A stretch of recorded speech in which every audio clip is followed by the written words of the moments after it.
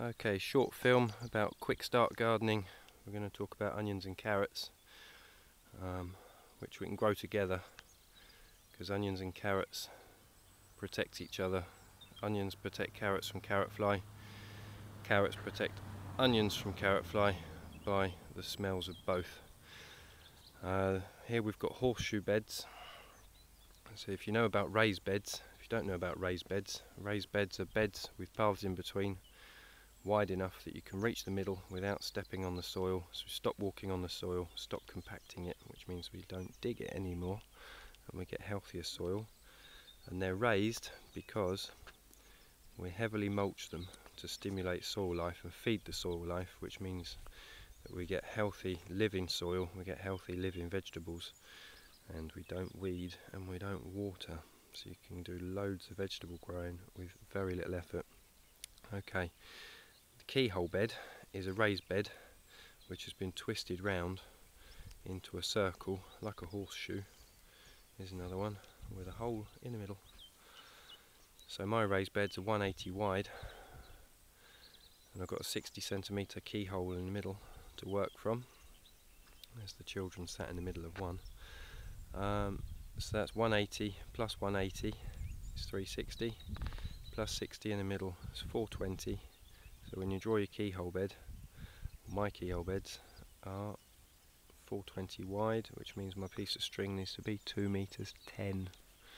So stick in the middle, 2 meter 10 length of string, another stick, and you draw around the hay. This hay was put down on the ground in December. It's been soaking up all the winter rain, it's killed off all the grass underneath, and during February come along and just lifted the hay off with a fork, taken the hay off the left hand side, put it on the right hand side, stick the fork in the ground, pull the fork back 45 degrees to break the soil up a little bit without turning it over. Don't turn the soil over, whatever you do. And then taking the hay from the next section, bringing it on the section that you've just forked to expose another bit, fork that bit, and you work your way around, taking the hay off of unforked ground and putting it on the forked ground until you get back to the other side, and then you can put all the hay to one side, fork the last bit, and then get your compass, your string and your sticks out again, redraw it to make it nice. Now we're going to start complicated stuff. Carrots, I've opened up valleys in the hay. We come closer. Opened up valleys in the hay with my hands, and from that middle you can work all the way around that horseshoe. If you want to weed, can you work all the way around, Nora? So Nora's pretending to work. She can work all the way around from one side to the other without moving. She can sit down with her tools. In that little horseshoe immediately behind Nora is 50 onions. I'm going to put some carrots in there soon as well. In that valley I've hit the ground again with a spade just to open it up a little bit more, so that when the carrots grow down they don't hit hard pan and they can actually work their way through the soil into the deeper soil.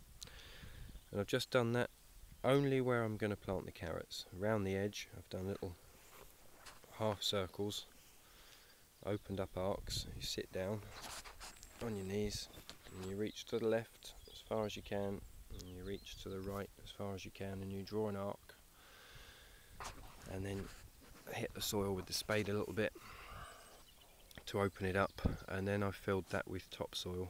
Molehill dirt, if you collect every day during the winter when the moles dig deeper to get away from the cold, pile it up, and then in the springtime when you need it, you've got it there. I actually had a load delivered because we are talking about a huge vegetable garden. I'll just show you behind. And these keyhole beds are a lot more fun for kids. While I'm working, they run around in here, they play tag, they play this, they play that, they invent all sorts of games. And when this has grown and there's some sweet corn and some tomatoes and there's plants all high, they'll be able to hide and run around and chase each other as well. And drawing it out like this instead of in rectangles, we've got 80% of the land within this area. It's got vegetables on it, whereas when you do it in rectangles it's 60%. So we get more vegetables per square metre, easier shapes to work with, and more fun for the children. So I've filled that up with soil, those valleys that have been pre-dug underneath for the carrots, and I've planted onions. That soil is on top of decomposing hay. There's loads of, it looks dry, but there's loads of water underneath. Those onions will never need watering. They will grow up to maturity in June and be harvested. They were little onion set bulbs planted in February. February to June, no work. Okay, this side. In this bed I am growing shallots, and with the shallots I've already set the carrots off. Now, carrots, they need a lot of attention. If you sow them too thinly you don't get enough. If you sow them too thickly you need to thin them out. I sow them mixed with radish seed. So radish seed grows very, very quickly. These are 18-day radishes, and the radishes will pop up and they make a little umbrella, a little row of umbrellas over the top of the carrots, so they'll protect them from the sun.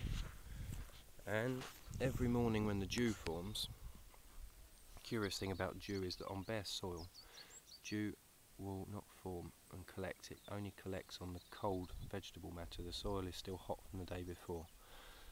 Then you need the cold vegetable matter to collect the dew. So this radish plants, here we go, get my head out of the way.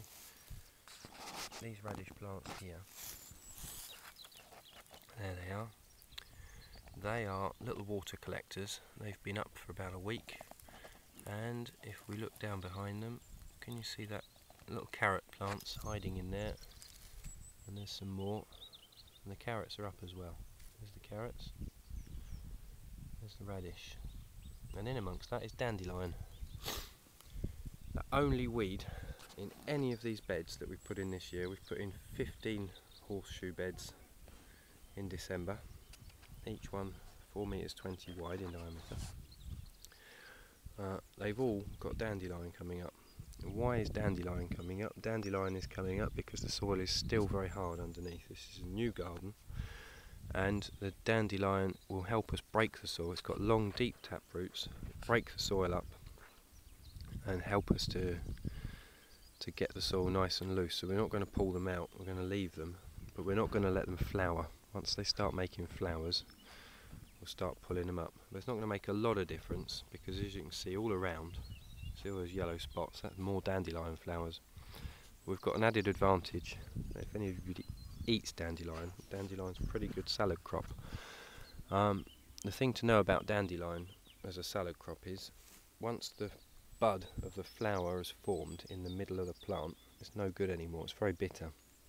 So you need them just as they pop up, before the flower bud forms. It's very, very short season, it lasts about 10 days in the month of March. But these ones, so we've been eating dandelions out and picked out in the grass as a salad crop, with a bit of fried bacon and a bit of onion, all tossed up, some walnuts in it as well. It's a nice springtime meal.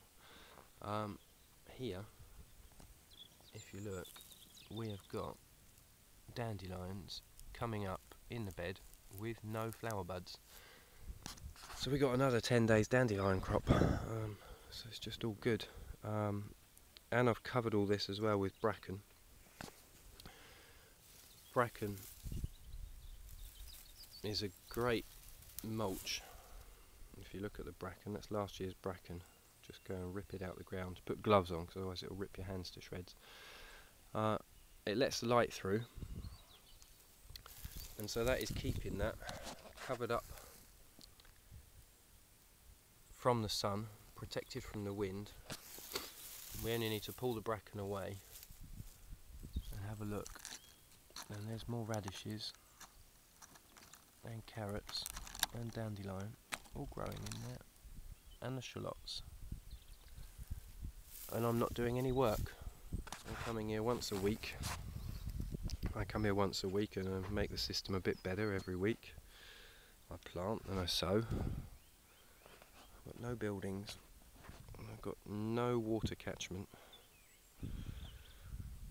Gonna have to put a greenhouse in with some water catchment behind if we're gonna do this seriously.